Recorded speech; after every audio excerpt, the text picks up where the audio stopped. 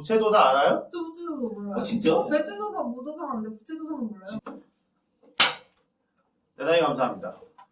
99년생 게스트와 99학번 PD가 만드는 방송 이프코리아 약관동이 10회 특집 되겠습니다. 일단 박수! 이제 어엿한 중견 유튜브 방송이 된 거죠. 10회를 두 자리 쓰잖아. 10회를 축하하기 위해서 오늘도 영신님께서 함께 하셨습니다. 약관동이의 교장 선생님 같은 존재로서 호남 말씀 한마디 하시죠. 라고 썼는데 지금 나가서 아빠 돈 벌어. 콜센터와 사투를 벌이고 계세요. 그래서 일단 교장 선생님 바쁘시니까 제끼도록 하겠습니다. 별로 들을 얘기도 없을 것 같긴 해. 사실 이렇게 길게 할 줄은 누구도 예상하지 못했죠. 이렇게까지 온 데는 무엇보다 게스트의 공이 크다고 하겠습니다. 네. 사실 첫 방송 이후에 영신님한테 전화가 왔어야 정상인데 사장님 죄송합니다 이런 식으로 아재 패치가 된 강한 멘탈로 10회를 버텨내신 게스트에게 모두 박수! 게스트 한마디 하시죠. 네, 저 왔습니다. 길면 안 돼? 이거 그렇게 길진 않고 다음 대본부터 그래도 써놨어요. 야 네. 훌륭하네. 대단히 감사합니다. 첫 촬영이 엊그제 같은데 벌써 10회라니 정말 고별사야. 뿌듯합니다. 고별사 같은데. 그러니까. 처음에는 조금 어색했는데 옆에서 다들 잘 챙겨주셔서 재미있게 촬영할 수 있었습니다. 감사합니다. 감사합니다. 앞으로도 더 다양하고 흥미로운 주제로 찾아뵐 테니까 모두들 기대해주세요. 그리고 약간동이 많이 챙겨봐 주세요. 와. 그렇게 대단한 소감은 아니었어요. 그래도 적을 줄 몰랐어. 네, 앞으로는 장사만 더 잘 되면 되겠죠. 그러니까. 그것만 하면 되는데. 장사만 잘 되면 되는데 장사 관련해서 새로운 소식이 하나 있습니다. 지난번 녹화 때부터 이슈 키워드 하나 잡아서 썰을 풀고 제목 장사를 해보기로 했었죠. 지난주에 의사파업 관련해서 하나 따서 올린 영상이 이프코리아 사상 최대 조회수 300회를 돌파했습니다. 이것도 박수. 어쨌든 키워드를 따라가니까 요거라도 먹어요. 그러니까. 저번 거는 처음이라서 영상을 좀 막 찍긴 했는데 이런 영상에다가 이제 이순신 프로젝트 홍보 관련한 클립들을 앞뒤 중간에 좀 넣으면 그나마 좀 괜찮을 것 같아요. 사실 이게 아름다운 방법은 아닌데 정통 컨텐츠로 승부하는 게 아닐까. 지금 우리가 그런 거 저런 거 따질 상황이 아니죠. 아무튼 그래도 이런 오리지널 컨텐츠는 만들어야 되니까 가야겠죠. 게스트, 그래서 오늘의 주제는 뭔가요? 10회 특집 말고. 네, 오늘은 부채 특집입니다. 네, 부채. 빚이라는 뜻이죠. 부채도 있고 그 부채도 있지. 아재 개그는. 그 부채. 게스트 부채도사 알아요? 또 부채도사 몰라요. 진짜? 배추도사, 무도사 아는데 부채도사는 몰라요. 진짜 몰라? 네, 진짜 몰라요. 부채 신이시여 이거 몰라? 네, 몰라요. 아, 그 개그맨이 장두석. 장두석 몰라? 처음 들어봤어요. 장두석 예전에 가수도 하다가 그럼 그 부채 말고 여기다 부채도사 짤 이렇게 넣어야겠다. 그 시원한 부채 말고 빚, 부채라는 말을 들으면 어떤 느낌이 와요? 빚이 아무래도 누군가한테 빌리는 돈이잖아요. 제 돈이 아니라. 그러니까 어쨌든 갚아야 될 돈이니까 아무래도 우울한 느낌이 들죠. 그래요? 저희 집도 지금 은행대출 받아가지고 빚 갚고 있거든요, 아빠가. 착하네. 근데 어때? 요새 빚 있는 집이 사는 집이야. 내가 요새 못 사는 집 빚을 못 내. 돈 빌려주는 게 어디야? 은행에서 그러니까. 돈을 빌렸다는 거는 훌륭한 사람이라는 뜻이에요. 신용이 있는 사람이야. 무려 은행에서 돈을 빌리다니 훌륭한 거죠. 그래서 빚도 자산이라는 말을 들어봤어요, 게스트? 네. 여기서 지금 대본에서 봤어요. 처음 봤구나. 네, 빚이 어떻게 자산이지 하면서. 자본 더하기 부채는 자산 이런 게 이게 회계에서 기본 공식이에요. 주식을 해서 영신님처럼 되려면 이런 걸 다 알아요. 그래서 자본은 내 돈, 부채는 남의 돈, 합치면 다 내 거 이런 거예요. 그게 회계의 이제 기본인데 어쨌든 적절하게 잘만 컨트롤하면은 빚, 대출, 부채, 뭐 좋은 말로 하면 레버리지 이런 거는 가정을 그냥 회사를 굴리는데 필수적인 거죠. 사실 나라도 마찬가지예요. 이게 이제 경제 시스템 안에서 이 부채가 어떤 식으로 돌아가느냐도 중요하고 정부 자체가 부채를 가지고서 경기를 컨트롤하기도 하고 그렇죠. 게스트 이명박 알아요? 알죠. MB는 2008년. 알겠지. 네. 제가 초등학교 3학년 때 취임했던 대통령. 진짜 쩐다. 형님 초등학교 3학년 대통령 누구였어요? 몰라, 기억도 안 나. 대통령이 누군지는 알았어요. 초등학교 3학년 때 우리나라 대통령이 누군지? 누구지? 뭐 진짜. 전두환이었어. 그치, 전두환이었겠다. 나는 노태우요. 아마 내가 태어난 해 바로 전인가 죽지 않았나?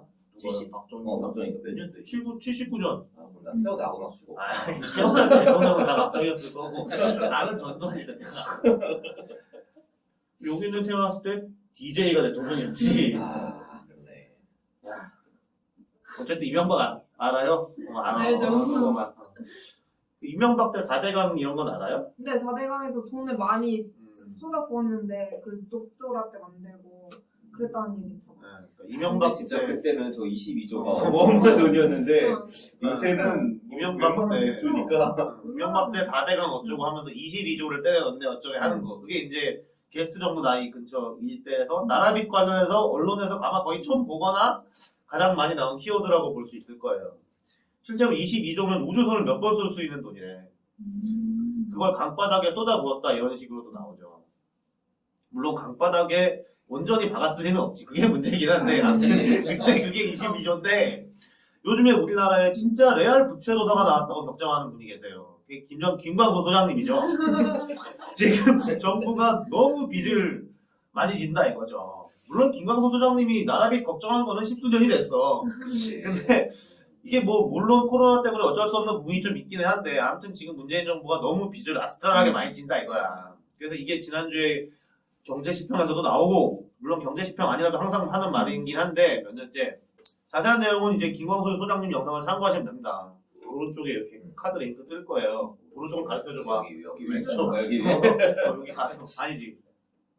여기 마우스 위에 또 누르고 우리가 뭐 다른 영상 소개해줄 상황은 아니긴 하니까 다 보고 넘어가셔도 우리가 되는데 받아야 돼. 그러고 보니까 좀 밀어달라니까 거기는 1000 넘더만.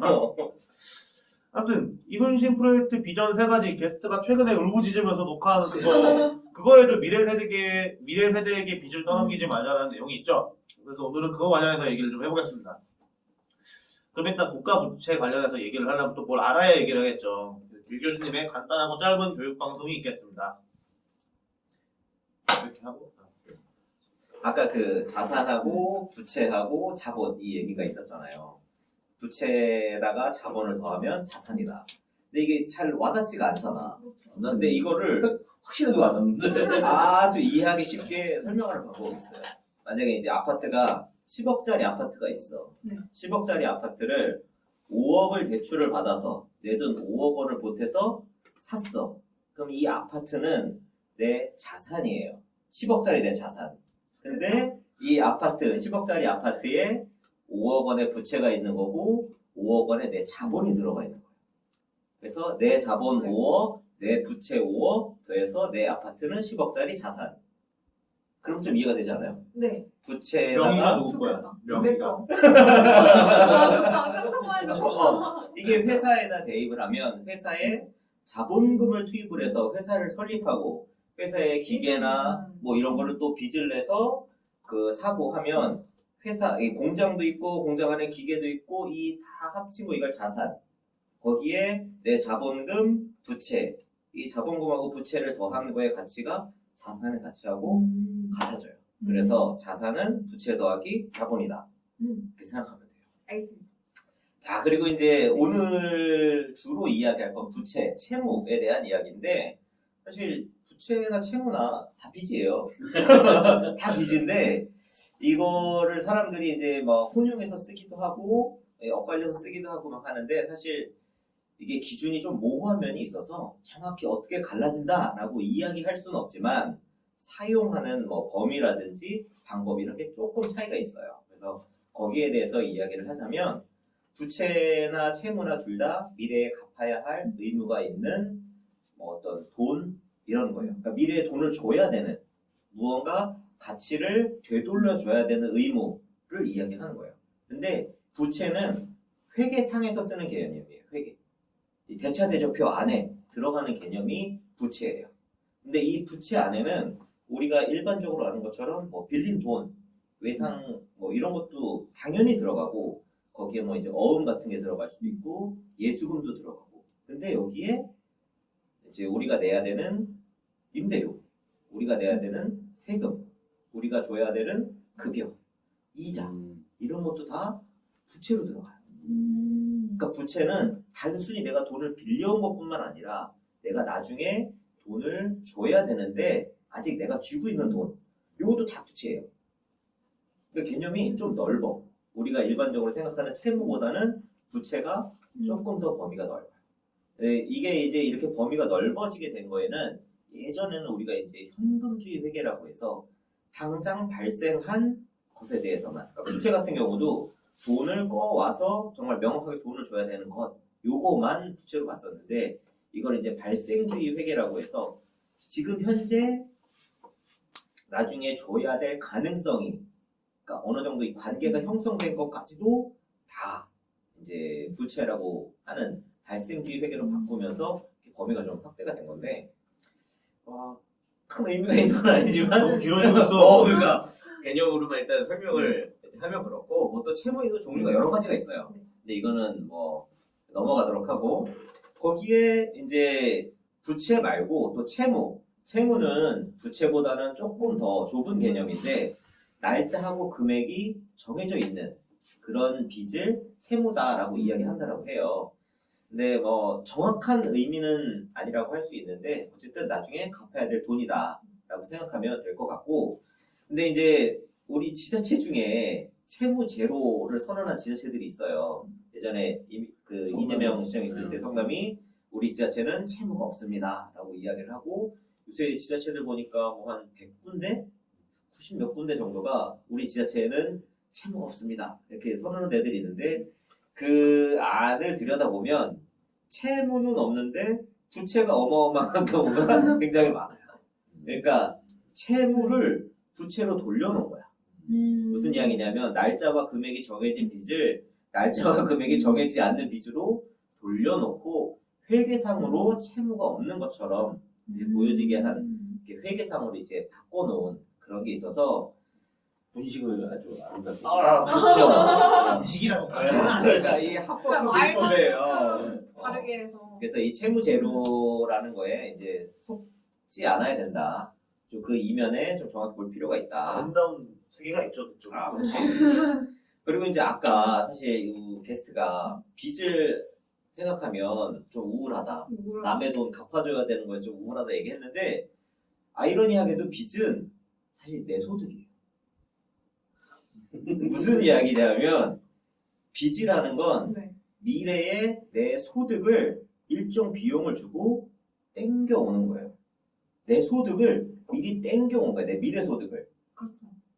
근데 이 일정 비용을 준다라는 건 이자를 주고 내 미래 소득을 땡겨오는 거예요. 그러니까 내가 미래에 1,000만 원을 벌 수 있는 거를 오늘에, 그러니까 10년 후에 1,000만 원을 벌 걸 내가 10년 후에 1,000만 원 벌 수 있어요. 내가 이렇게 하면 벌 수 있어요 라고 보여주고 돈 많은 사람한테 그걸 꼬우는 거야. 대신 내가 이거 오늘에 쓰면서 이자로 100만 원을 줄게요. 그 얘기 들어보니까 이제 신용대출이나 네. 뭐 이런 것은 담보대출. 담보대출보다도 신용대출이 더 크겠죠. 내가 그럼 그거는 갚는다고 가정했을 때 내가 이제 일단은 가정이 연봉이 이 정도 되니까 어. 앞으로 이 정도는 그렇죠. 갚을 수 있으니까. 있으니까 내가 지금 현재 돈이 필요하니 이만큼 주세요 해갖고 그걸 받을 수 있는. 네. 근데 땡길 때는 맥시멈으로 땡겨요. 맥주로 그래. 왜 이렇게 설명을 하냐면 사람들이 왜 빚을 내는가라는 거에 대해서 이제 보려고 해요. 빚을 내는 건 내 소득을, 내 미래 소득을, 그러니까 내가 기다리면 순차적으로 받게 되는 내 소득을 미리 땡겨오는 거예요. 돈을 내고 일정 비용을 내고 내 미래 소득을 땡겨오는 거예요. 가만히 내가 열심히 일하면 순차적으로 벌 돈을 한 번에. 땡겨오는 거야. 이거 왜 땡겨오냐? 돈도 주고 다른 사람한테 돈을 주고 이거를 땡겨다가 내가 지금 이것보다 더 큰 소득을 얻을 수 있다라는 확신이 있을 때 이걸 땡겨오는 거예요. 그게 가장 안정적인 확신이 지금까지 부동산이었다. 그렇죠? 그러니까 이게 빚에 대해서 다른 사람의 돈을 빌려 쓴다라는 개념이 있기 때문에 빚을 왜 내야 되는가에 대해서 헷갈려 하시는 분들이 있는데, 빚은 내 미래 소득을 일정 비용을 내고 빌려오는 거예요. 미리 땡겨 쓰는 거야. 이렇게 땡겨 쓰려면 이거를 비용을 내는 거에 적어도 배 이상은 수익을 남길 수 있다는 무언가 확실한 게 있을 때만 땡겨 와야 되는 거예요. 제 아내가 그랬어요. 제 아내가 결혼하고 이제 2년이 됐는데 네. 전세를 살다가 집을 사자. 돈이 없는데 어디 사냐. 여기 있잖아. 그렇지. 야, 전세금 있고 돈을 이렇게 땡기고 이렇게 땡기면 내가 이 집을 살 수 있다. 그랬더니 빚을 왜 지냐? 빚을 지면 이자가 나가지 않느냐? 야, 그러면 이자가 나가는 것은 이거 월세가 나가는 건 똑같은 상황이야. 월세 나가는 것보다 싸게 나가거든. 그거를 한 3시간을 설명을 했어. 그래도 이해를 못하는 거야. 빚을 지은 것에 대한 두려움. 지금 방금 전에 이게 두려움이 있죠. 근데 그러고 나서 그 집을 팔 때 훨씬 많이 벌었거든. 그치. 그러고 나니까 우리 아빠, 야, 이 집을 옮겨야 돼. 어디로 옮겨야 돼? 이런 얘기를 하는 거야. 그렇게 사람이 한번 또 맛을 들이면 계속 빚을 지다가 결국은 한 방에 근데 이제 여기에 사실 이거는 좀 논란의 여지가 있긴 하지만 우리가 이 아파트 부동산으로 수익을 내는 거를 그 불로소득이라고 이야기를 하잖아요. 근데 사실 엄연히 말하면 불로소득이 아니라 투자, 리스크를 감수한 거에 대한 가치를 받는 거예요.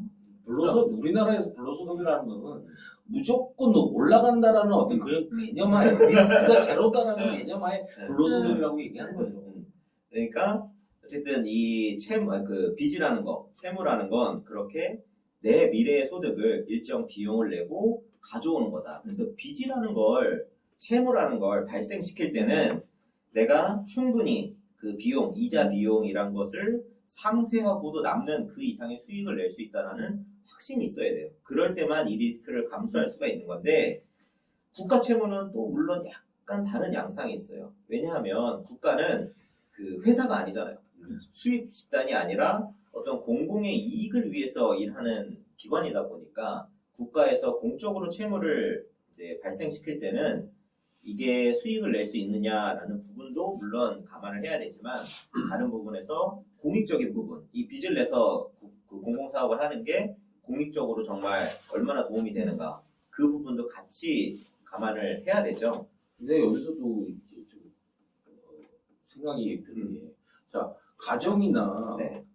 가게나 이제 기업은 내가 부가가치를 발생을 시켜서 네. 갚을 수 있어. 그러면 빚을 낸다라고 보는데 정부는 국민한테 뜯어내야 될 거야. 그렇죠. 자기가 부가가치를 내는 게 아니니까 국민한테 뜯어내서 자기는 이 빚을 갚겠다라고 그렇죠. 하는 거잖아요. 네. 그러면서 계속 빚을 늘려가면 네. 결국은 나중에는 우리 자식 세대들이 다 갚아야 되는 상황. 그렇죠. 언젠가는 갚아야 되는 상황. 근데 일본처럼 계속 빚을 내다 보면 언제 막을까? 그것도 좀 그러니까 예상이 이게 공적 영역에서 빚을 내서 사업을 하는 게 예전에 고성장 시대에서는 굉장히 그 합리적인 어떤 그런 그 인정을 받았었어요. 왜냐하면 인프라에 투자를 하면 그 인프라를 활용해서 산업이 발전하고 기업들이 성장하고 돈을 더 많이 벌어오니까 정말로 돈을 100을 투여하면 1000 그 이상을 기업들이 벌었었어요.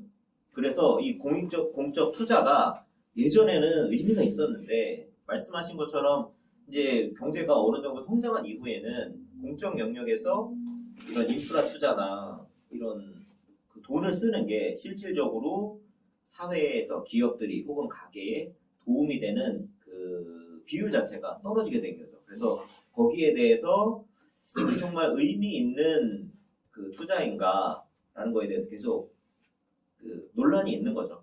근데 지금 유튜브나 이런 데서 얘기하는 거는 올 초 1쿼터, 2쿼터 네. 정도까지 얘기하는 거거든요. IMF에서 너는 빚이 적으니까 계속 빚을 만들어라. 너 돈을 더 써라. 쓰면 된다. 라고 계속 푸시를 하는 것들을 얘기를 그렇죠. 하는데 네. 우리가 내년에 얼마만큼 성장할 거냐 이 부분을 보면 실제 성장은 얼마나 못한다라고 봤을 경우에는 빚을 낸다는 자체가 더 위험할 수 있죠. 위험할 수 있지 않느냐. 그러니까 무슨 얘기냐면 내가 빚을 낼 수 있어. 낼 수는 있는데 내년에 내가 월급이 안 올라. 월급 오를 수가 없어. 근데 월급을 오를 수 있는 그 양보다 더 많은 빚을 져버리면 못 갚게 돼서 이제 그렇죠. 파산하게 되는 그런 상황이 되거든요. 근데 계속 오르내라는 거죠. 지금 빚의 정의에 대해서 너무 오래 얘기를 했어요. 자, 이제 게스트한테 물어볼게. 여기서 어떻게 되는지 한번 생각을 해보라고. 은행에서 돈을 빌렸어. 네. 근데 아까 뭐 미래의 소득을 땡겨오네 만에 어쩌네 얘기했죠. 네. 근데 돈을 안 갚으면 어떻게 되지? 그 신용 어떻게 되는지 불량자. 알아요? 신용 불량자로 찍히고 그 압류되지 않아요? 그럼 빨간 딱지 만약에 붙이고. 기업이 돈을 안 그럼 갚으면 기업도 부도나고. 마찬가지일 것 같지. 네. 나라는 누구한테 돈을 갚아? 일단 나라는 누구한테 돈을 빌릴 것 같아요? 여기서부터 이제 대화가 나옵니다. 더 큰 나라한테 밀리면 되지. 그건 아니지 않나요? 그러니까 모르겠지. 큰나 모르겠지. 나도 옛날에 이거 엄청 헷갈렸어. 돈을 어떻게 나라에서는 빌려가? 그냥 돈을 그쵸? 찍으면 될 텐데 왜 빌린다고 계산을 할까? 나도 옛날에 이거 그 생각을 못 해봤네? 한국은행에서 네. 그냥 찍어가지고 쓰면 될 것 같은데 아니, 왜 그럼 빌린다고 한국에서 얘기를 어머니 하지? 찍어가지고 하면 되잖아요. 그러니까 나도 이게 궁금했어. 네. 어떻게 학교에서 안 가르쳐주죠 이거? 아마 사회 교사가 그걸 모를 거야. 그 이게 차이를 몰라 사회 그러니까, 교사가. 그러니까 이게 지금 왜 이 얘기를 하냐면 나도 옛날에 IF 전 이럴 때는 뉴스에서 볼 때 항상 외채라는 말을 많이 썼어. 외채. 우리나라는 돈이 없어가지고 외국에서 돈을 많이 빌려왔기 때문에 이걸 전 국민이 일치단계에서 갚아야 된다고 이런 식으로 얘기를 했고 IF 때도 그랬단 말이에요. 근데 지금 여기서 얘기하는 거는 우리 정부가 그냥 지가 진 빚을 얘기하는 거야. 외채 달러 빚이 아니고. 그러니까 우리가 만약에 외채를 빌려가지고 외국에서 돈을 빌려가지고 그걸 못 갚아가지고 작살난 게 IMF거든? 네. 따지고 보면? 그렇죠. 근데 지금 여기서 말하는 이 돈은 어디서 빌릴 것 같아요? 여기는 외국이 없어. 오. 지금 여기에는. 국가에서 뽑아서 하는 건가? 그러니까 나도 이게 사실 궁금해. 어떻게 되는 것 같아? 그래서 이걸 가지고 한번 어그로를 끌어본 건데 어떻게 될 것 같아? 국가에서요? 아니 그러니까 나라에서 지가 나라에서 지한테 지가 빚을 지- 지는 거야? 어디서 돈을 빌렸길래 왜 빚이 나지? 그러니까 이게 사실 사람들이 설명을 하다 보면은 여기서 헷갈려가지고 맛이 가기 시작하는 거야. 지금 약간 막간 그죠? 나도 이거를 정확하게 설명을 잘 못해. 소장님 같은 사람은 막 줄줄이 얘기하는데 헷갈려요. 국가 부채라는 게 어떻게 구성되고 이런 건지를 일단 김동희 심지의 브리핑을 듣고 다시 이 얘기를 한번 해보죠. 해답이 어디에 있는지 아시죠? 일단 참 교육방송은 여기까지 듣고요. 지금 두 가지에서 자료를 봤어요. 네. 이 나라 지표하고 알리오 이 두 가지에서 자료를 뽑았고 이 나라 지표에서 이제 공적 채무 여기서 공적 채무라고 하는 것은 우리나라에서 지금 정부 국가 채무라고 국가 쓰죠. 채무라고 쓰고 있고 근데 국가 채무라는 그 단어가 잘못됐죠. 예, 틀렸고 그 국가 채무는 이제 내셔널 뎁이라고 해가지고 국가 안에 모든 채무를 다 합친 걸 이제 국가 채무라고 하고 지금 우리나라에서 이야기하는 국가 채무는 퍼블릭 뎁, 공적 채무예요. 그러니까 정부를 포함한 그러니까 이제 제너럴 그 가버먼트라는 표현을 쓰는데 무슨 이야기냐면 중앙정부, 지방정부, 공기업 그리고 기금 이런 것까지를 다 포함하는 거예요. 정부가 지급 보증을 하는 그 모든 단체까지 다 포함해서 제너럴 가버먼트로 이제 통칭을 하고 있고 여기를 이제 퍼블릭 섹터, 퍼블릭 뎁, 공적 채무 그리고 이 외에 이제 민간 기업, 가계 이런 부분에 있는 채무는 그 프라이빗 뎁이라고 해서 전체 나라의 그로스 뎁 총 부채는 그러니까 이게 내셔널 뎁이죠 사실. 총 부채는 이 공적 영역과 민간 영역의 채무를 합친 게 국가 채무다 표현을 하고 있는데 우리나라에서는 정부 그리고 아마 공기업도 빠질 거예요. 우리나라에서 정부에서 이야기하는 국가 채무는 그래서 아마 정부하고 지방정부 그 정도까지만 이야기하고 그래서 있을게요. 지금 이 나라 지표에서 얘기하는 국가 채무, 그러니까 공적 채무죠. 공적 채무는 정부가 직접적인 상환을 의무를 부담하는. 그러니까 이게 무슨냐면 이게 직접적인 상환은 뭐 그러니까 앞으로 이게 확정되지 않은 상환에 대해서는 뺀다라고 네네네네. 있더라고요. 국민연금 같은 경우 확정돼 있는 상황이 아니죠. 아니니까 그거 빼고 뭐 연금 같은 경우는 다 빠지고 뭐 여러 가지가 빠지더라고요. 그것을 이제 공적 채무, 국가 채무라고 지금 얘기를 하는 거고 거기서 공적 채무는 국가 채무 플러스 차입금 플러스 국고채 무부담 행위. 국고채무 부담행위. 어려운 거 하지 마요. 왜 그렇게 다 읽고. 국고채무 부담행위 아닌가? 부담 행위. 이거 아버지 가방에 들어가신다 그건데 이거? 국고채 아버지가 방에 들어가. 채무 국고 채무 부담행위. 부담행위. 채무 부담행위. 국고채무 부담 행위. 뭔 소리야? 이거 넘어가시죠. 이거. 고정채무 아까 설명했으니까 넘어가시죠. 이거 그럼 그렇게 넘어갑시다. 아이고 뭐예요? 읽다가 끝나겠어. 이거 괜찮네. 국정채무 어떻게 들어가니까. 일단 공적채무에서 뭐 중앙정부 채무하고 지방채무 그리고 적자성 채무, 금융성 채무 이렇게 나눠놨는데 중앙정부 채무하고 지방성 채무를 합쳐서 국가채무라고 지금 얘기를 하는 거고 여기서 다시 말씀드리지만 국가채무 저희는 공적채무가 맞다라고 생각을 하고 있고요. 그리고 중앙정부, 지방정부 채무 속에 적자성 채무와 금융성 채무로 나누더라고요. 적자성 채무는 조세 등 국민 부담으로 상환해야 할 채무를 말하는 거고 금융성 채무는 자산 매각, 융자금 회수 등으로 자체 상환이 가능한 채무를 말하는 거더라고요. 이런 식으로 나눠고 쭉 나눠 있는데 국가 지금 얘기하는 이 공적 채무가 2020년에 805조. 근데 지금 현재 이거는 계획이고요. 이게 최근 갱신일이 5월 15일. 그리고 8월 31일 날 새로 갱신을 하기로 했는데 네. 그래서 제가 이거를 했는데 안 해놨더라고요. 9월 1일 날 들어가서 안 해놓고 그 민원 넣으면 바로 답변. 그래서 오늘 아침에도 9월 4일 오늘 아침에도 들어가서 업데이트 됐나 확인했는데 업데이트가 아직도 안 됐어요. 거리두기 때문에. 이거 재택해도 할 수 있잖아. 완 접근이 안 돼. 그러네. 들어가니까. 들어가. 그런가요? 특히나 이런 그러니까요. 데는 시스템은 재택으로 하면 안 된다. 근데 5월 이후에 지금 이 부분도 굉장히 늘어난 걸로 알고 있어요. 늘어났던 걸로 알고 있고 여기서 더 웃긴 거는 이제 2021년, 2022년, 2023년까지 계획을 잡아놨는데 채무를 계속 늘린다. 그래서 GDP 비율 46%까지 늘리겠다. 라고 계속 이렇게 얘기를 하더라고요.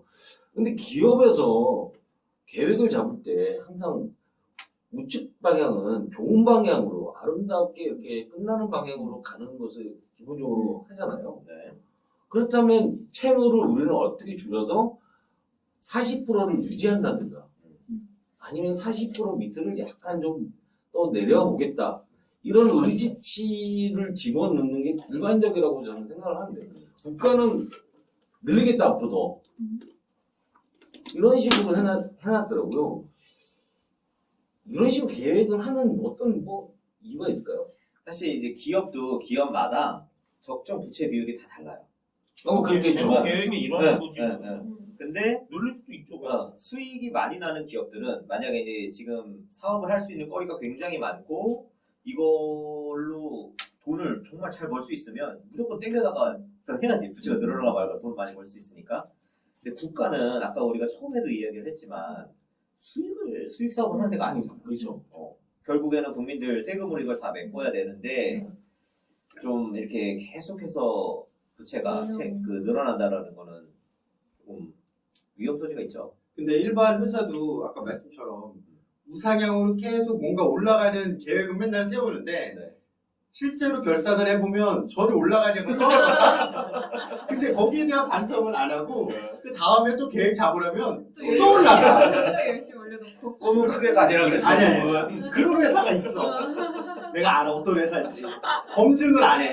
무조건 계속 우상향이야. 그랬으면 그 회사는 아마 매출액이 뭐 엔나라까지 애플 가야 갔을 돼? 텐데 아직도 지구에 있어. 웃긴 회사가 하나가 있지. 그치? 네. 할 말이 없네. 여간 이 지표를 보면서 이제 중앙정부, 그러니까 아까도 말씀했던 지방 부채는 그닥 크게 크지 않아요. 네, 크지 않고 그리고 뭐 크게 증가하는 부분도 없는데 중앙정부 부채가 굉장히 크게 늘어나고 있고 국채가 굉장히 빡빡 크더라고요. 늘어나고 있죠. 네, 굉장히 크게 늘어나더라고요. 국채라는 것을 이제 이렇게 내놓잖아요. 나라가 국채다. 이 국채를 얼마에 내놓겠다. 얼마에 내놓겠다라고 내놓는 거예요? 아니면 입찰을 붙이는 거예요? 그러니까 국가는 사실 돈을 빌릴 수 있는 수단이 거의 국채밖에 없어요. 물론 이제 한국은행으로부터 차입을 하기도 하지만 그래서 이 국채라는 건 보통 내가 이거 1년 후에 100만 원 꿔주면 5% 이자에서 105만 원 줄게.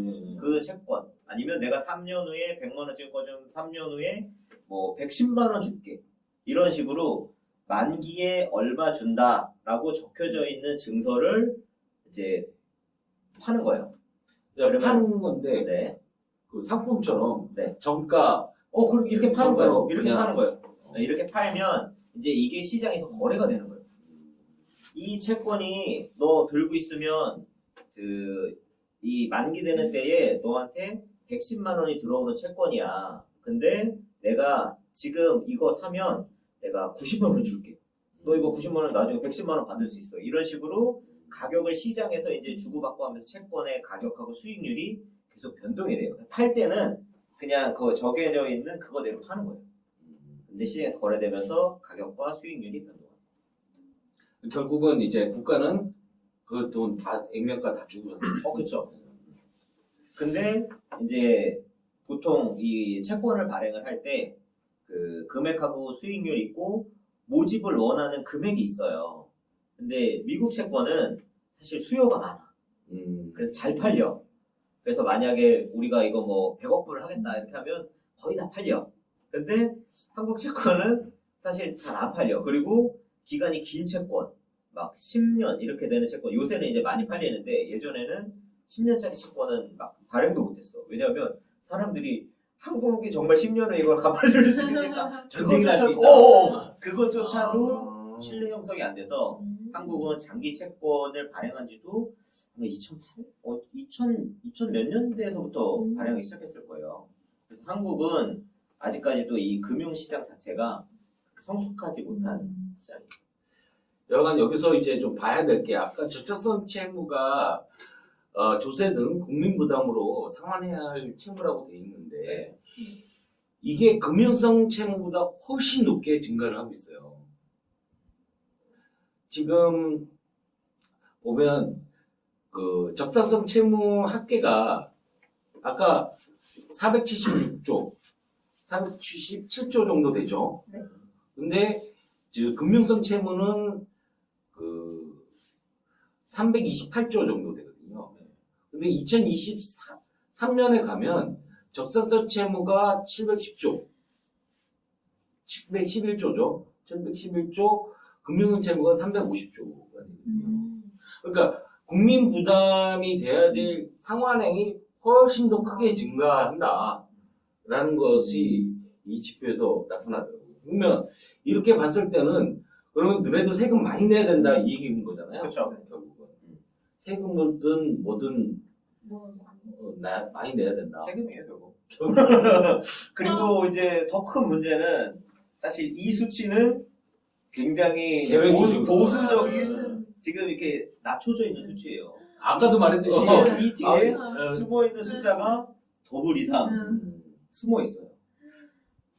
그리고 지금 올해도 추경이 4차한 거잖아요. 네네네네. 이런 식으로 추경으로 예산에서 추경 계속하면 그냥 이 계획에서 이제 추가적으로 더 늘어나는 수치인 거죠.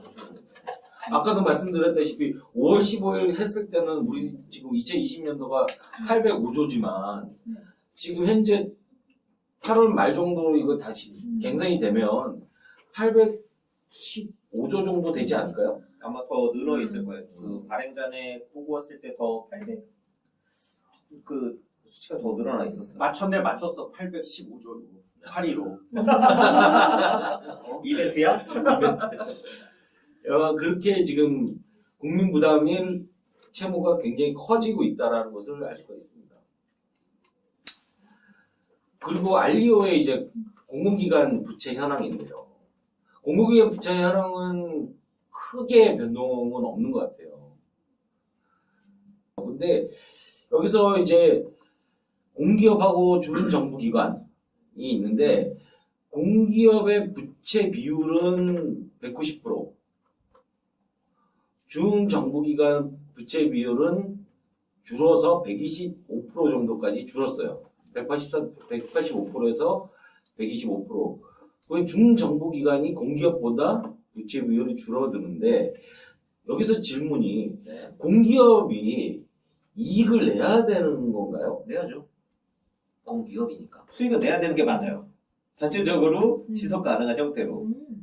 근데 이제 공기업 중에 시장형하고 준시장형으로 네. 나누는데 시장형 같은 경우에는 지금 부채 비율이 계속 증가를 하고 있어요. 네. 167%에서 196%로 증가를 하고 있고 준시장형 같은 경우는 221%에서 171%로 감소를 했어요. 네. 그러니까 둘이가 크로스하고 이제 있는 상황인데 이렇게 되다 보니까 준시장형이 오히려 부채 비율이 줄어든다는 네. 것은 부채 비율이 줄어든다는 것은 그만큼 이익이 난다라는 봐야 되는. 이명박 때 해쳐먹은 거. 그쵸. 이거 안 일어나는 거. 네. 이거 안 일어나는 건다. 이거 명박이 때 해먹어가지고 네. 해먹을 수가 없어가지고 얘랑 가만히 있는 거예요. 이게 지금 요 이제 앞에 수치로 넘어가면 사실 더 커요. 저게 부채 비율이 더 커. 우리 MB 형이 주식회계를 국가적으로 하셔가지고 원래는 공기관으로 해쳐먹어가지고 그치. 공기관은 더 이상 해먹을 수가 없는 거야. 그러니까 얘는 가만히 정체된 거지. 갚아주긴 싫고. 그래서 지금 국가 채무로 가는 거죠. 그리고 이제 MB가 워낙 많이 해먹다 보니까 박근혜 정부 때 이제 그 분식회계 이야기가 나왔어요. 사실상 정부 채무가 늘어나야 되는 부분을 이게 공기업 쪽으로 이제 돌린 거예요. 돌려가지고 그래서 지금 우리 정부가 40% 얘기하는 거예요. 폭증을 했다. 그래서 공기업들 이 채무 조정을 해야 되는 게 아니냐. 그래서 박근혜 때 엄청 말이 많았어. 그래서 박근혜는 나도 뭔가 해먹고 싶은데 못 먹겠는 못 거지. 먹겠는 거야. 먹을 데가 없는 거야. 국가비도 꽉 찼지. MB가 앞에서 이제 공기업도 다 해먹었지. 그래서 이제 재단으로 눈을 돌린 거야. 박근혜는 뭐 미르 재단 뭐 이런 거. 기금. 어쨌든 그래서 그때서부터 이게 조금 주목을 받으니까 부채를 좀 줄여라 해서 이제 조금씩 줄여 나가고는 있는 거예요. 그래서 여기는 사실 그런 해석에 큰 의미는 없을 것 같아요. 공기업의 이 부채가 이게 줄어가는 줄고 추세나 이런 거. 늘고는 그냥 안 건드리기 때문에 가만히 있는 이런 수준이라고 보시면 돼요. 너 너무 오래 했어. 지금 다시 5분이야. 궁금하죠. 자, 그 다음은 이제 공공기관 재정 상태를 쭉 보다 보니까 우리가 가장 궁금한 게 연금공단. 이때까지 말이 많았잖아요. 네. 봤는데 연금이 세 가지더라고요. 이제 공무원 연금, 국민연금, 사립학교 교직원 연금 이렇게 세 가지인데 군인연금은 여기 없나 보네요. 네. 연금으로 찾았는데 없더라고요. 군 사기 비리가.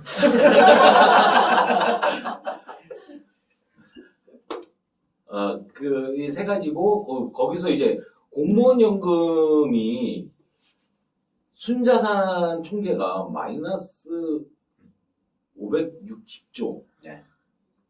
이제 2019년은 마이너스 790조로 네. 굉장히 크더라고요. 근데 국민연금은 플러스예요. 아직. 네, 아직 플러스인데 그래서 이 두 개를 합치자는 얘기가 계속 얘기를 했던 건가요? 뭐 그런 부분도 있고 사실 그 공무원 연금은 적게 내고 굉장히 많이 받는 구조예요. 국민연금도 조금 그렇긴 한데. 네. 아니 공무원연금은 확실히 그게 엄청 심할 때 심해. 지들이 해쳐먹으려고 제대로 해놨어. 그리고 그거를 중간에 개혁을 안 하고 받는 분들 계속 받을 수 그치. 있게 해가지고 계속 빵꾸가 나고 있는 중인 거예요. 그래서 그때 박근혜 때 더 이상은 어쩔 수 없어가지고 그치. 한 번 한 거지. 그래서 이 모양인 거야.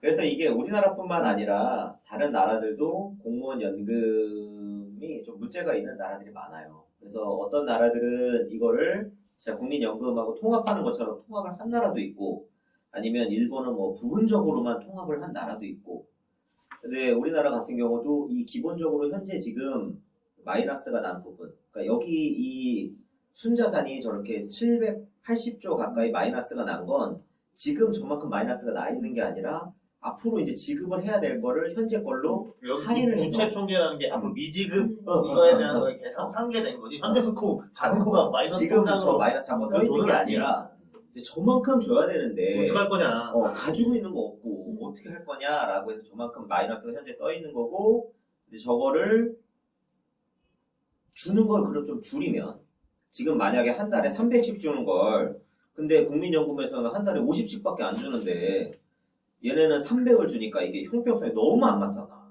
그래서 얘네 거를 이제 통합을 시키면 그러면 너네 일로 들어오면 국민연금에서는 100 내고 150 받으니까 너네도 100 내면 160 정도만 받아.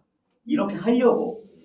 그러니까 확 무조건 줄이는 게 아니라 넣은 만큼 비례해서 받아가는 걸로 좀 바꿔보자라고 이야기를 하면서 두 개를 합치려고 하는 거예요. 근데 공무원들 입장에서는 내가 왜 그래도- 공무원을 했는데 그러니까 이거지. 야, 내가 이거 연금 보고 보고 했는데. 그 박봉에도 견디면서 했는데 너네가 와서 이러면 안 되지. 이거는 근데 헌법 현재 쪽에 박봉 아니잖아요. 아니 지금은 그게 그런데 그런데. 옛날에 지금 공무원 할 때 그때 그 사람들이 연금 보고서 내가 공무원을 그러니까. 했는데 지금 공무원 시험 준비한 애들도 그거 보고서 사실 하는 건데 이거를 이래버리면 어떡하냐 난리가 날려 멱살 쥐기 직전인 거예요. 그래서 이게 아마 일부는 지금 입사하는 공무원들은 아마 국민연금으로 내가 들어간다고 얘기 들은 것 같아요. 근데 이제 예전에 있던 사람들은 사실 이게 무언가를 제도를 바꾸고 소급 적용하는 건 정말 어렵거든. 그렇죠. 그래서 이제 예전에 있는 사람들도 어떤 식으로든 칼을 대야 되긴 하는데 죽을 때까지 기다릴 수밖에 없어. 그게 문제인 거야. 애들 오래 살아 그리고. 그 옛날에 공무원 연금을 오래 설계한 살아. 사람들이 이게 기본적으로 인구 구조랑 똑같지만 옛날에 공무원 이거 설계한 사람들이 이 밑에 공무원 애들이 내 가지고 자기들을 먹여 살리는 맞아. 쪽을 해놨다면 지들은 덜 내고 근데 이게 지금 맞아. 안 맞는 거야. 인구도 줄고 이 수도 줄고 근데 이 사람들이 계속 오래 살고 그러면 해결을 봐줘야 되거든. 근데 안 되는 거죠. 미치는 거야. 군인연금은 더 심할 거야. 이건 난리야. 난리. 그래서 지금 그 우리 국가 예산에서 보면 이 공무원 연금하고 군인 연금에 대해서 채무 그러니까 앞으로 지급해야 될 거를 현재로 환산을 해보면 거의 1,000조 가까이. 진짜 근데 많다. 다 어쨌든 이제 거예요. 얼마 안 남았는데. 그러니까 그렇네요. 천조. 연금은 그렇고. 자, 재정 상태 하위 3개사인데요. 연비의 향기. 공무원 연금 얘를 빼고 얘가 탑이니까 탑인데 얘는 뭐 790조인데 그 다음 2위가 1.1조예요. 마이너스 1.1조. 그 다음이 뭐 마이너스 1.5조.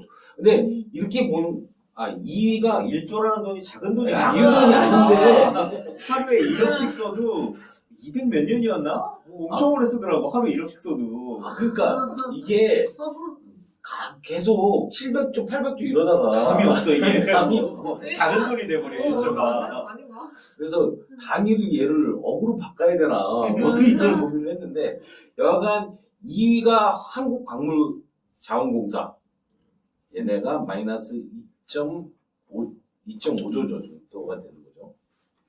그리고 한국철도도시시설공단 근데 철도 이쪽이 3개인가 있죠? 네. 공단 3개인가 있죠? 그러니까 이게 철도를 까는 공단이 있고 네. 철도를 운영하는 공단이 있고 네. 그걸 다 일단 나눠놨어요.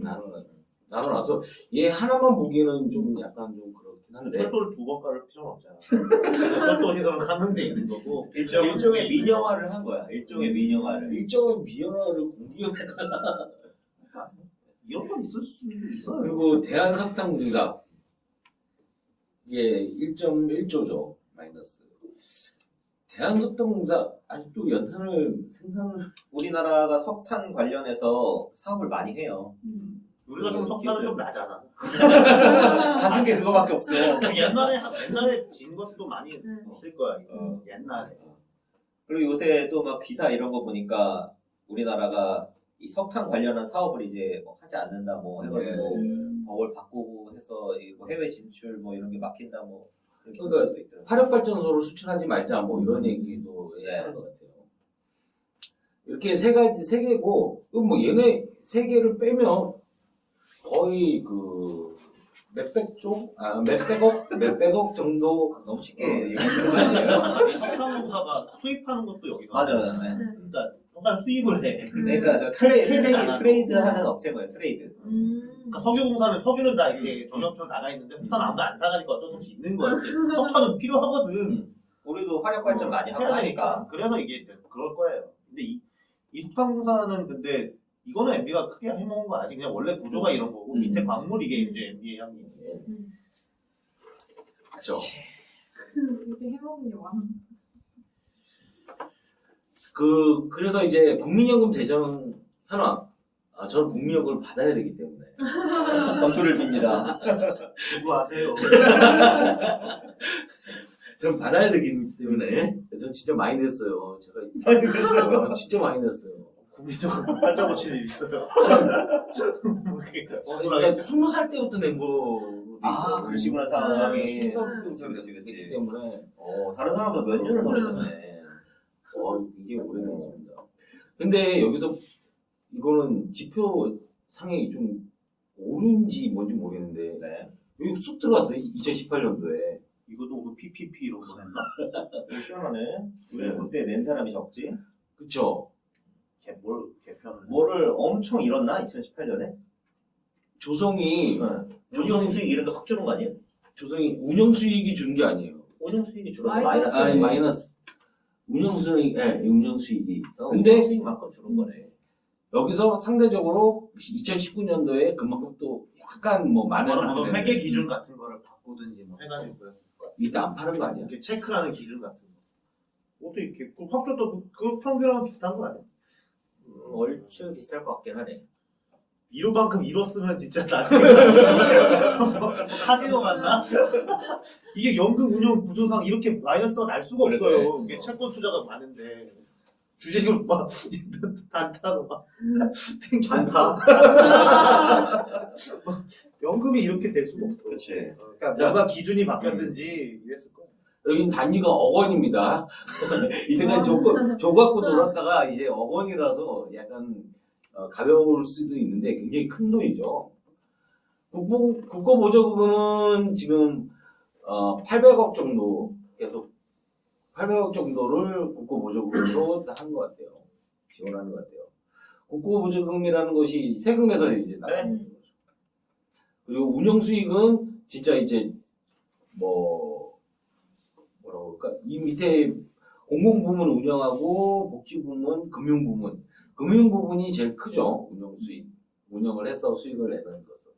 운영수익이라는 것이 이게 주식을 산다는 얘기. 그렇죠. 뭐 채권, 거의 뭐 채권이 주식, 그다음에 뭐 부동산, 뭐 그런 거에 투자하고 있는 그래서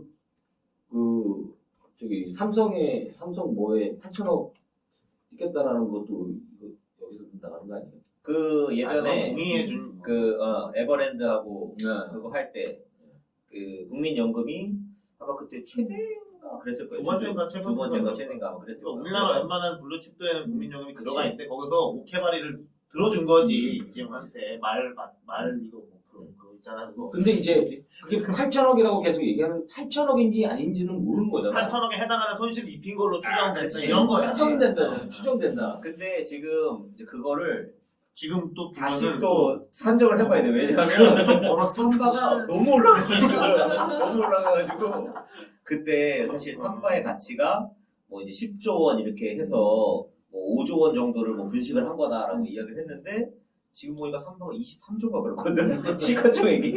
3인가?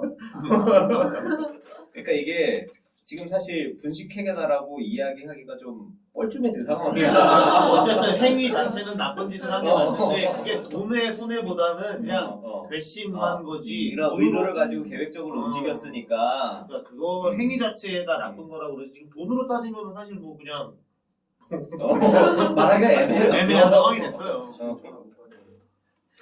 그리고 이제 국가부채라고 얘기를 하는 이 국가부채 나라에서 얘기하는 국가부채라고 얘기하는 게 공적 채무잖아요. 공적 채무. 네.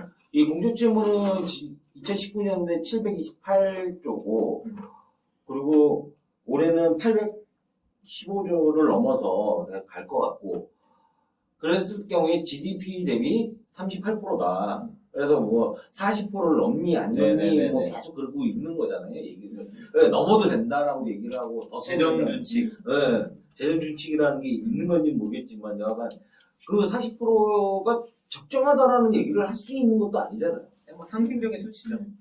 상징적인 수치로 그러면 40% 정해놓은 거지. 아니, 그러니까 빚을 아예 안 지는 것도 건강하지 않은 상황인 거잖아요. 국가에서는 빚을 안 질 수 있으면 안 지는 게 좋죠.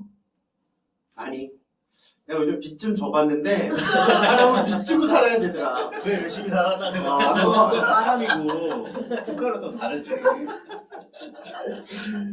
거기에 이제 공공기관 부채가 525조, 네.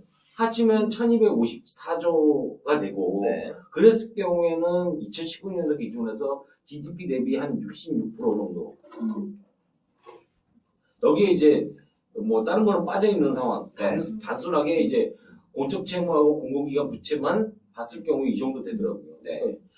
우리가 계속적으로 뭐 40% 얘기할 게 아니라 진짜 이거는 한 67% 정도에서 네. 있다라고 생각을 하고 얘기를 해야 되는 거 아닌가라는 생각을. 근데 사실 이 수치도 제가 볼 때는 이제 좀 낮은 수치예요. 그렇죠, 그렇죠. 왜냐하면 그 밑에 한번 볼게요. 예.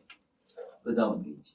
이게 사실은 이제 2010년도부터 연구소에서는 이렇게 좀 채무에 대해서 국가 채무라는 거를 좀 확정 채무와 잠정 채무, 그러니까 가급적이면 정말 일어날 수 있는 모든 채무를 폭넓게 잡아서 수치를 계속 조사를 하고 있어요. 왜냐하면 어쨌든 위급한 상황이 오게 되면 채무는 누군가가 갚아야 되거든요. 근데 이 민간 영역에서 이걸 갚지 못하면 결국에는 이게 국가의 채무로 넘어오게 돼, 공적 영역으로 그 채무가 넘어오기 때문에 이거를 97년도에 이미 경험을 했어요. 97년도 그 IMF가 터지기 전에 김영삼 정부에서는 사실 우리나라는 채권 발행을 통한 국가 채무가 거의 빵이었어요. 왜냐면 아무도 국채를 사지 않으니까. 국가가 빚을 거의 내지 않고 있었단 말이에요. 근데 IMF가 터지고 나서 국가 채무가 갑자기 160조가 생겼어요. 이 160조는 사실상 그때 기업들이 지고 있던 그 달러빚, 그거를 다 갚아준 거예요. IMF가 달러 빌려줘가지고 그 달러 가지고 달러 빚을 다 갚고 이제 국가가 160조를 갚고 갚아서 한 앵꼬가 난 거지. 2, 3년 정도 있다 그래도 다 갚았죠, 그거를. 그래서 지금 앞에서는 공적 채무라고 해서 정부하고 이제 일부 공기업의 채무만 받지만 이거를 조금 더 확장을 해서 정부 영역도 이제 아까 한국은행의 통화증권은 빠져 있지만 사실상 한국은행도 정부 기관이잖아요. 근데 이걸 빼면 안 되지. 그래서 지금 정부 국채하고 지방채를 합해 놓으면 이게 한 820조 정도가 돼요. 지금 8월까지 봤을 때. 그 다음에 한국은행의 통화증권이 한 167조 정도가 돼요. 그러면 정부분만도 거의 지금 980조, 1000조가 되죠. 정부 영역만 해도. 거기에 이제 공기업들. 저 통환증권이라는 자체가 네. 그 달러 환율 관리하려고. 환율 관리하기 위해서. 네. 한 그런 거 있어요. 그래서 어쨌든 요 두 개만 해도 거의 벌써 1000조가 돼요. 근데 금융 공기업들의 이제 채권을 보게 되면 353조예요, 이게. 그리고 금융채, 이 금융채는 기업들의 그냥 일반 은행의 금융채까지 지금 합쳐져 있는데 그게 한 344조 원. 그리고 연금 기금에서 발행한 채권이 또 171조 원이나 돼요. 그러면 요거를 다 합친 게 벌써 1600, 1700, 1800조 원 정도가 된단 말이에요, 벌써. 공적 영역에서만 하고 있는 지금 채무, 이건 채권 잔액이니까 이미 돈을 빌린 잔액이 1800조나 돼요. 공적인 영역에서.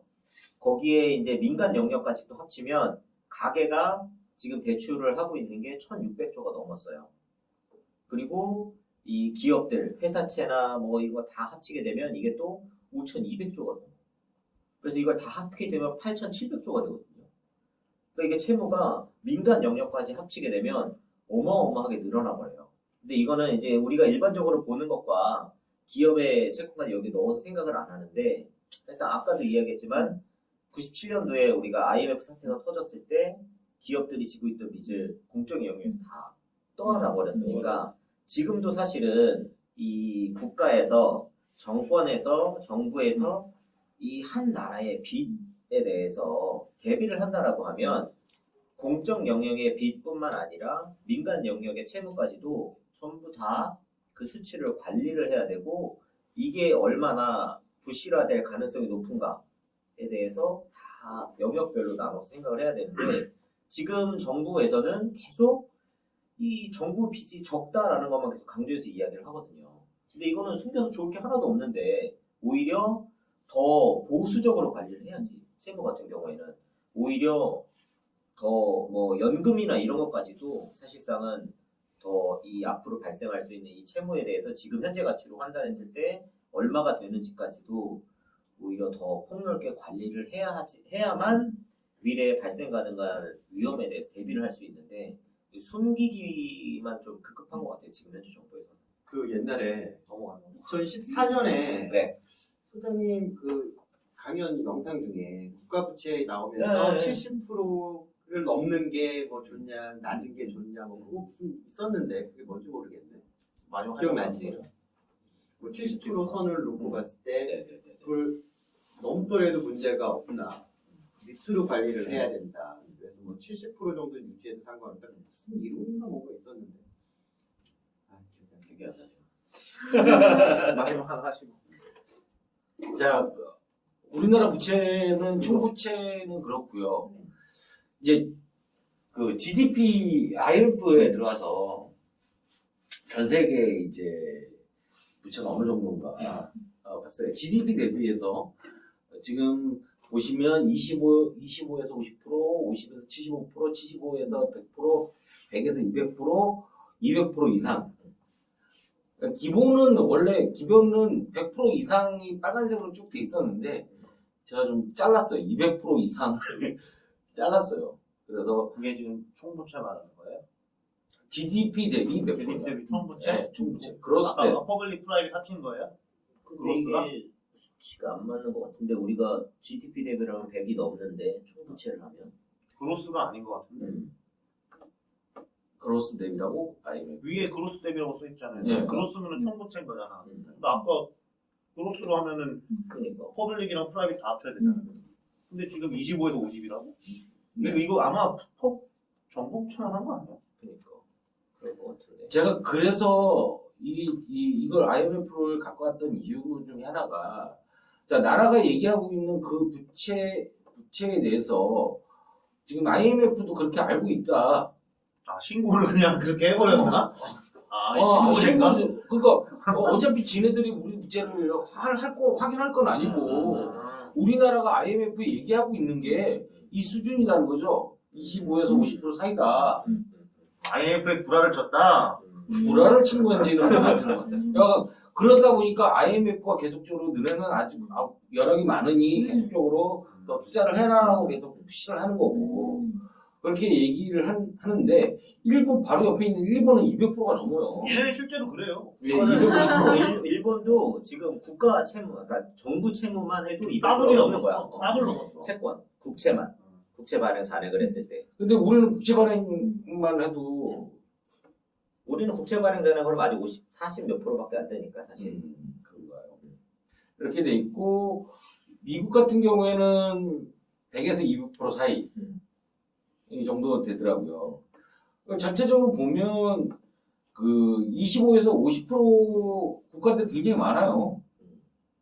그러니까 못 사는 나라들은 빚을 낼 수가 없어요. 국가가. 국가가 빚을 내는 것도 신용이 있어야 빚을 낼 수가 있는 건데.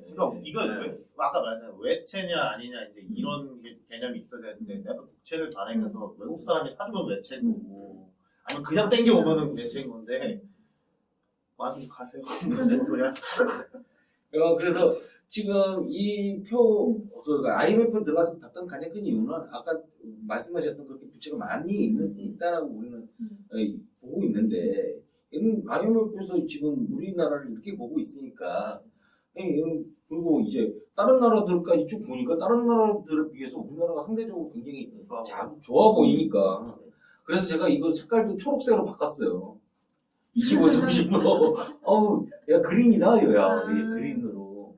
그래서, 앞으로 우리가 지금 그런 부채를 줄여야 되는 것이 맞는 것인지, 유지해야 되는 것이 맞는 것인지. 근데 그거는 또 딱 이해하기가 어려운 게 사실 국가마다 경제 구조가 다 다르거든요. 그래서 우리나라는 이렇게 지금 이게 아마 어떤 수치를 기준으로 했는지 모르겠는데 정부 영역에서는 빚이 작지만 지금 가계, 기업 영역은 채무가 많은 편이에요, 우리나라는. 근데 미국 같은 경우에는 정부 영역에 빚은 많지만 가계는 채무가 없어요. 그 2008년도 글로벌 금융위기 이후에 파산을 엄청 하고 채무를 확 줄였어요, 미국이. 그래서 가계는 채무가 낮고 기업도 채무가 그렇게 많은 편이 아니에요. 그러니까 이 경제 주체 안에 가계가 있고 기업이 있고 정부가 있는데 정부가 빚이 많은 나라들은 가계나 기업이 빚이 작고 정부가 빚이 없는 나라들은 가계나 기업이 빚이 많고 이런 식으로 보통 되어 있어요. 그래서 총 채무를 했을 때 보면 사실 우리나라가 현재 그렇게 작은 수준이 아니에요. 채무 자체가. 그래서 총 채무를 가지고 봤을 때 우리나라는 사실 미국이나 이런 데보다도 오히려 더 위험도가 높은 상황이니까 오히려 이 총채무 측면에서 관리를 해야 되는데 자꾸 이렇게 정부 채무만 가지고 채무가 낮으니까 재정에서 더 뭔가 풀어야 된다라고 이야기하는 건 좀 위험할 수 있죠. 돈을 계속 뻔한 결론이지만 다시 한번 물어볼까요, 게스트한테? 게스트, 그럼 이거 빚을 미래 세대에 안 떠넘기고 국가 경쟁력을 확보해서 양질의 일자리를 만들려면 어떻게 해야 되나요? 네, 시민주도 정치 물갈이 이순신 프로젝트가 성공해야 합니다. 네, 그러려면 어떻게 해야 될까요? 이프코리아를 열심히 장사하면 됩니다. 네, 좋은 결론이었습니다. 대단히 감사합니다. 자, 게스트. 네, 가정에서 돈을 빌릴 때 은행에 가가지고 이렇게 얘기를 해서 돈을 빌리잖아? 그거 안 네. 갚으면 어떻게 돼요? 안 갚으면 집에 빨간 딱지가 붙어요. 네, 나중에 사채를 안 갚으면 어떻게 되죠? 진짜 안 갚으면 장기 신장을 가지고 기업이 돈을 안 갚으면 뭐 부도를 막 부도가 뭐 감옥에 가든지 막 이러죠. 네, 그럼 나라는 빚을 안 갚으면 어떻게 돼요? 그러게요. 나라는 어디서 돈을 얻어가지고 나라는 누구한테 돈을 빌리지? 근데 이렇게 정부 채무니 뭐니 이렇게 네. 얘기를 할 때 그럼 정부는 누구한테 돈을 네. 빌리고 은행 가서 돈을 빌리나? 그냥 은행에서 돈을 많이 뽑아서 하면 되는 거 아닌가? 그런 생각이 좀 들어요. 은행에서 돈을 뽑는 게 아니라 그냥 돈을 찍어내서 하면 되는 거지 왜 빚을 낸다고 굳이 생각을 해요? 빚을 나도 그게 엄청 옛날에 헷갈렸어요. 근데- 외국에서 끌어다 오는 것도 아니고 그냥 우리가 그렇지. 네 이게 머리 아픈 거야. 그런 거는 그 고등학교 시간에 안 배웠던 것 같아요. 근데 봐봐 미래 세대의 빚을 떠넘기지 말자고 얘기를 하는 그 빚이 네. 예를 들어서 지금 우리 정부가 예를 들어 채권을 뭐 발행을 했다 요즘 해봐 지금 뭐 했다 치자고 그럼 이 빚을 예를 들어 내 아들이 갚나? 갑자기 할까요? 그러니까 내가 그거를 나라 빚을 안 갚으면은 네, 나한테 정부가 와가지고 나라 빚 좀 갚게 이렇게 삥을 뜯지는 않잖아. 그렇죠. 그냥 세금을 가져가는 거. 세금을 가져가는 건 똑같을 거고 이걸 어디다 쓰냐 이제 뭐 요런 문제일 텐데 그럼 대체 나라는 어떻게 빚을 질 수 있는 그 구조를 좀 설명해 주세요. 어떤 거죠? 나라는 일단 어떻게 빚을 내냐면 사실 통화를 추가적으로 프린팅할 수도 있겠죠. 근데 통화를 프린팅하는 건 치명적인 부작용이 있어. 어떤 부작용이요? 돈이 많아지면 돈의 가치가 떨어져. 아, 그렇죠. 그러면 물건의 가격이 올라가. 그러니까 프린팅을 하면 네. 돈을 찍어내면 이제 본원 통화가 늘어난다고 하거든요. 그러면 이게 인플레가 발생을 하기 때문에 국가 입장에서는 무한정 찍을 수가 없어. 아, 그러니까 지금 말씀하신 거 이제 내가 100만 원을 갖고 있어. 네. 100만 원을 갖고 있는데 이쪽에서 돈을 막 찍어내. 근데 나는 100만 원을 계속 갖고 있는 거저는 근데 이쪽에 돈을 찍어내니까 갑자기 물가가 확 올라가. 그러니까 돈을 찍어내면 안 되는 이유에 대해서 얘기를 하는 거야. 그렇죠, 그렇지 지금.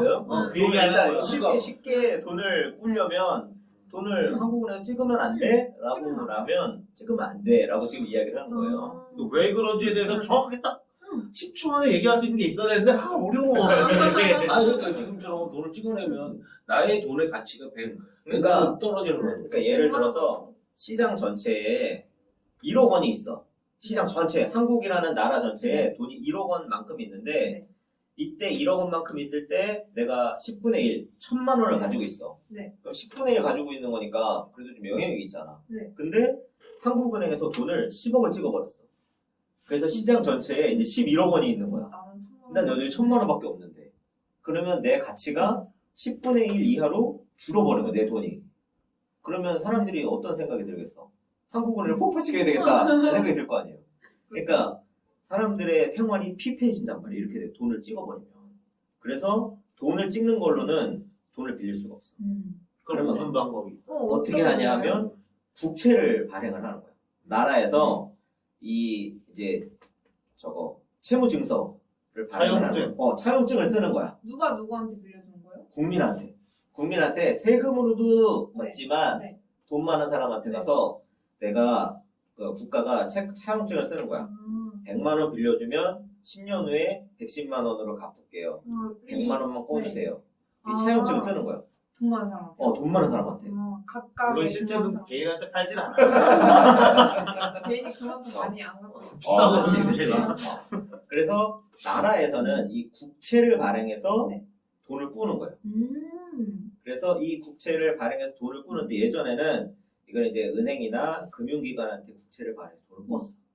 근데 이게 일본하고 미국에서 신묘한 방법을 발견을 했어. 양적 완화. 예, 양적 완화지. 양적 완화. 그게 무슨 이야기냐면 국채를 발행하는데 이 국채를 한국은행이 사주는 거야.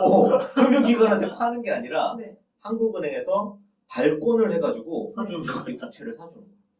그러니까 아까 네. 그 돈을 찍어내면 인플레 발생한다며 네. 이거를 사주면 어떡해? 네. 라고 했잖아요. 네. 근데 미국에서 이거를 해보니까 인플레가 발생을 안 하네?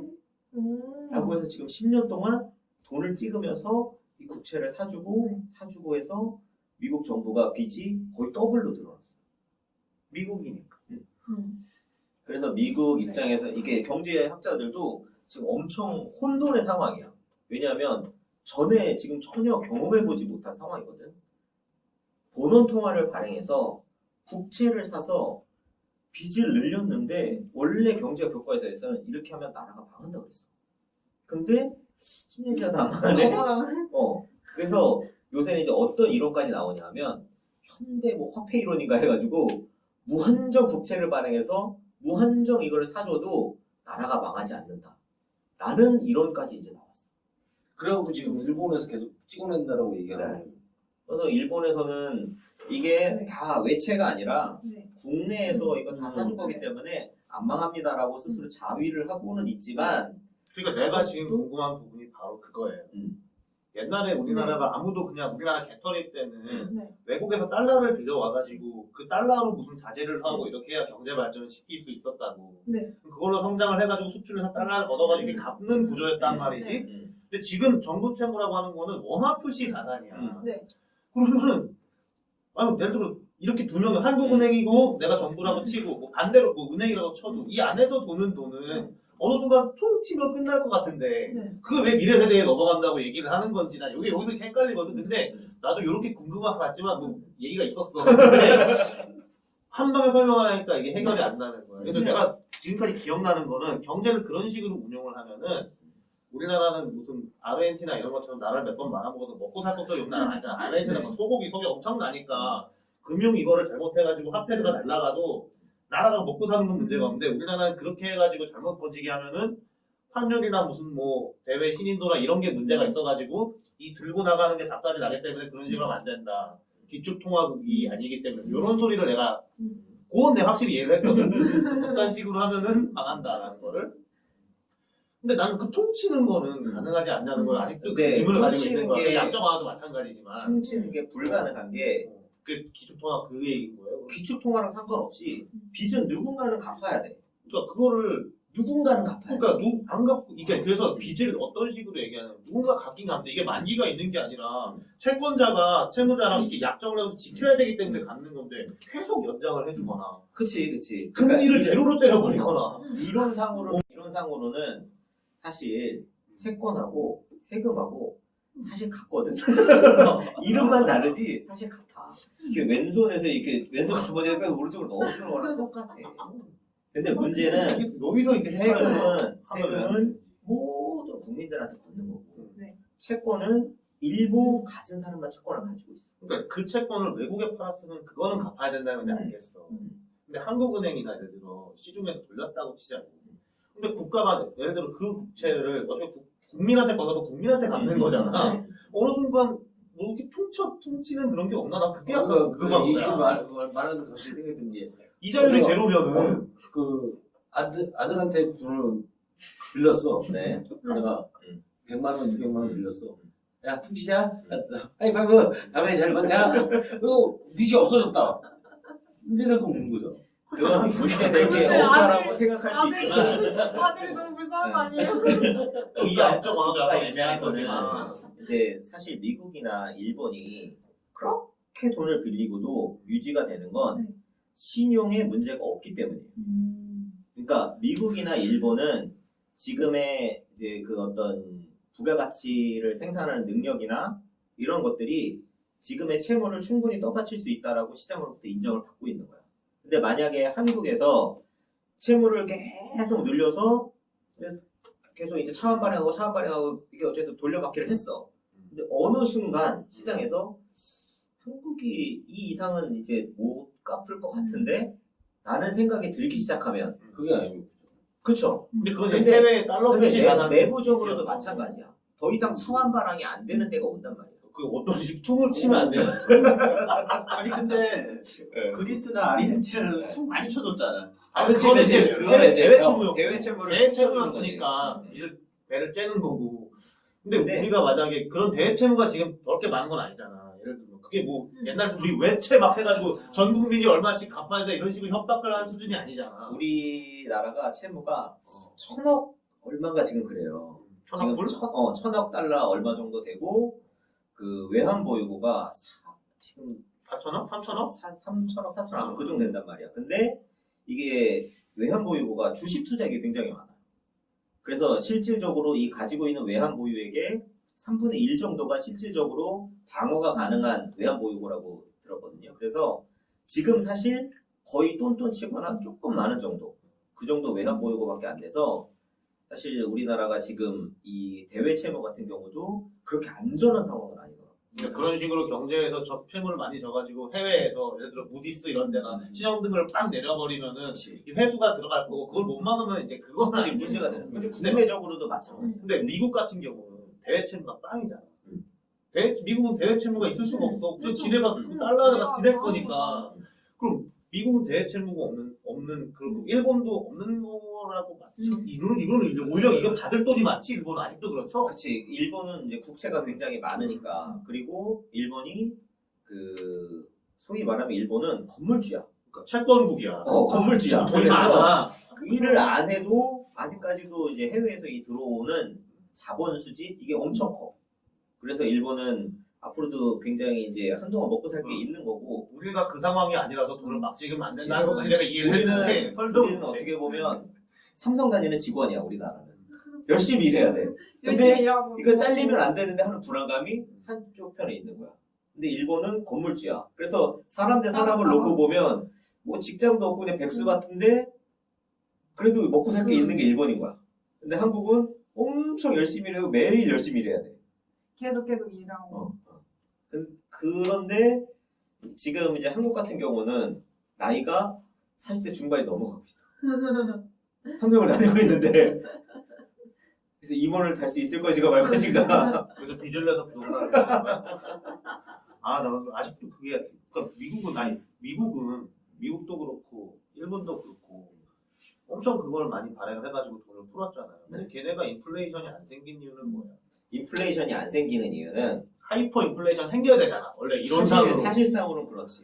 근데 지금 이제 통화 승수라고 하는데 한국은행에서 돈을 발행을 해서 통화량을 늘려도 안 돌면 안 돌면 인플레가 안 생겨.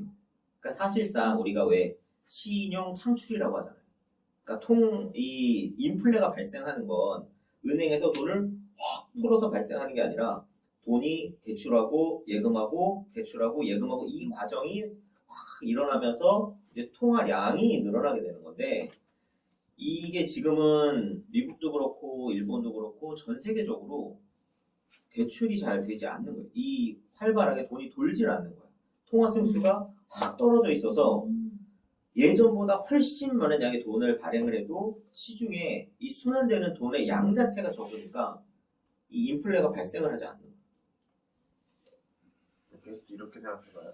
어느 정도 빚이 적정한 걸 아까 잠깐 얘기했잖아. 네. 그럼 GDP가 뭐냐면은 내 연봉이야. 네. 내 연봉이 5천인데 네. 40%면은 2천만 원 빚이 있는 거야. 네. 그 정도면 감당할 만하지. 아니요? 얼마만 감당만 할 그거에 대해서 딱 사람이 생각하니까 사람 스타일에 따라서 내 연봉이 5천이면은 1억까지는 할 수 있어 라고 생각하는 사람도 있고 내 연봉이 5천일 때 10원도 빚질 수 없다고 생각하는 사람도 있고 70이면 돼 40이면 돼 이렇게 생각하는 사람이 있다고요. 난 그 빚은 대외 채무라는 걸 알겠어.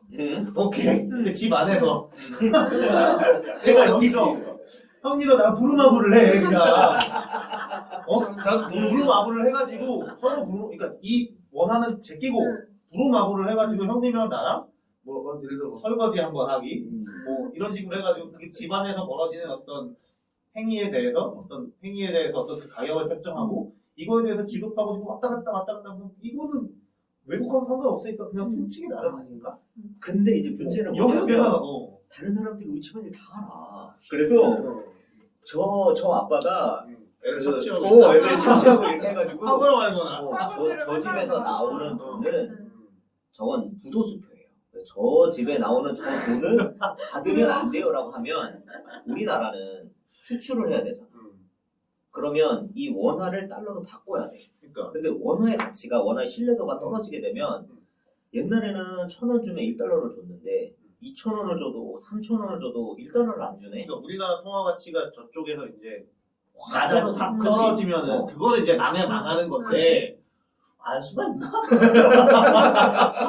그러거나 말거나 어쨌든 대외 무역하고 그 환율만 잘 거시기 해가지고 되면은 이 안에서 좀 정부 채무 있어도 좀 늘어나도 이 안에서 잘 퉁쳐지면은 괜찮은 거 아닌가 싶은데 난 그 이상께는 생각 안 해. 어쨌든 그 대외 채무나 결국에는 신용도예요. 신용도. 대신인도 그러니까 결국에는 이 나라가 이 빚을 충분히 감당할 수 있는가 그것만 문제 없이 증명해내면 빚이 얼마만큼 늘어도 상관없어. 그러니까 그 빚이 달러 빚 아니고 어. 대외 채무 어. 아니고 통화 결제용 외환 보유고 아니고 이 안에서 이 경제가 멀쩡하게 돌아가고 있으면은 괜찮은데 아직 소장님이 걱정하는 거는 그게 여기서 이제 걱정하는 게 뭐냐면 이 빚을 땡겨서 나라에서 네. 이거야 부루마블을 할 때 그냥 건물로 부루마블 호텔로 이렇게 하지 말고 공장을 지어가지고 예를 들어서 나라에서 빚을 땡겨가지고 이렇게 해가지고 빚을 땡겨서 나라에서 뭔가 인프라나 투자를 해가지고 이게 민간 경제로 돌아가가지고 민간의 성장이 생겨서 민간 얘네가 해가지고 달러를 벌어오든 돈을 매출 일으켜가지고 그 돈으로 세금을 내고 그럼 그걸로 나라가 갚고 이런 식으로 돌아가면은 나이스한 건데 그렇지. 지금 우리나라가 그 성장에 대한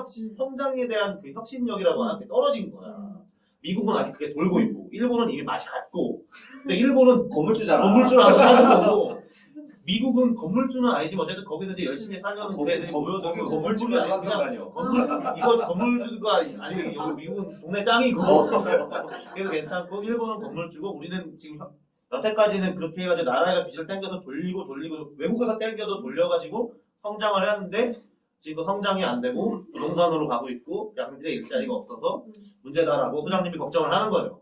그러니까 이렇게 해가지고 지금 우리까지는 모르겠는데 우리 미래 세대에서 예를 들어 지금 뭐 삼성이나 뭐나 이런 식의 나가서 돈 벌어오고 이런 기업이 안 생기면은 한마디로 말하면 그러니까 우리나라가 지금 삼성이나 뭐나 이런 대기업들이 있어가지고 대외적으로 지금 나가는 게 있기 때문에 나라에서 외국에서 우리나라의 경제를 평가를 해주는 거야.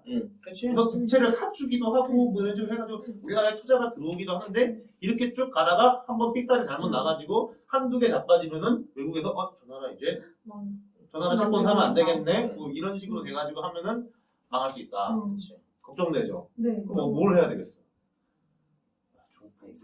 이순신 프로젝트가 빨리 해야 된다. 건물주가 돼서 제일 좋은 결론. 그렇지. 건물주가 되려면은 건물이 있어야 돼. 건물을 지으려면 돈을 많이 벌어야 되고 그러려면은 어떻게 해야 되겠어요? 이순신 프로젝트가 성공해야 되는 거예요. 양질의 일자리를 많이 만들어서 네, 빚을 떠넘기지 않게 양질의 일자리 많이 만들어서 열심히 우리가. 그러니까 양질의 일자리를 만들어가지고 현재 세계에서 세상에 돈을 많이 땡겨오면은 미래 세대의 빚을 떠넘길 필요가 없는데 일본은 그거 많이 벌어온 걸 거품으로 날려먹고 막 문제가 있지만 어쨌든 일본 얘기할 필요는 없고 우리나라는 아르헨티나가 아니기 때문에 결국 내가 생각하는 그거야. 우리나라 아르헨티나가 아니야. 아르헨티나 아까 회색이잖아. 측정 불가잖아. 해외 대외 무역 안 해도 먹고 살 수 있는 구조가 아니기 때문에 대외 무역이나 이런 걸 하기 위해서 달러와 이 원화의 가치를 잘 땡겨야 되는데 그 원화 운영을 잘못해가지고 대외 신인도가 떨어지면은 우리가 거시기 해줘야 될 그게 많아서 망할 수 있다라는 게 결론인데 이거를 내가 어딜 가도 1분 안에 설명을 못하겠더라.